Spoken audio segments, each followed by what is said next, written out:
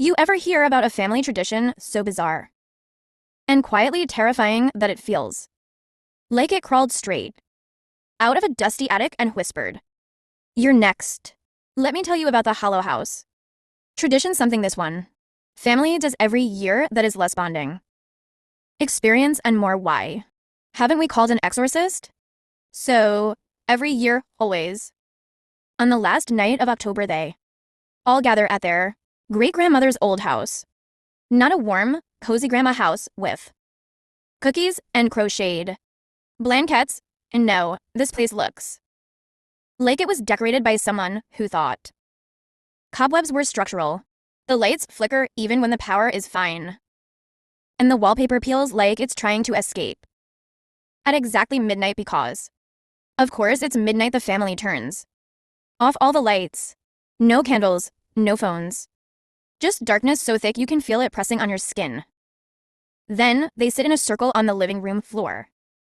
Around this ancient wooden box they only call the listening chest. No one knows where it came from.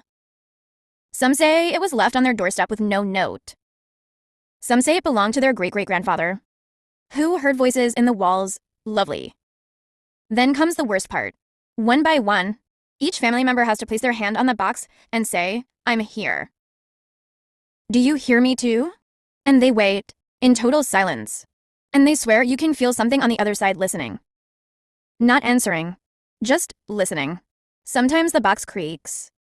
Sometimes it shudders a little, like something inside is shifting.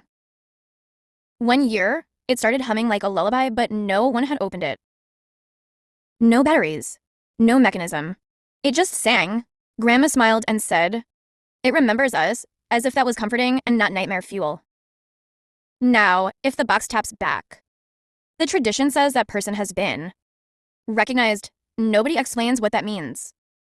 They just all go quiet and look at you like you've been marked by something old and patient.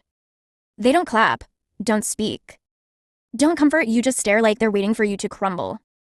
They say one cousin got tapped twice. He refused to come back after that.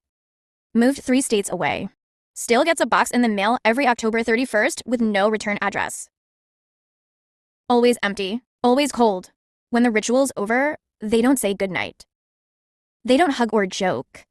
They just stand up and go to bed like nothing happened. But no one sleeps, because everyone knows the rule: never open the chest. Never look inside. Not unless it calls your name.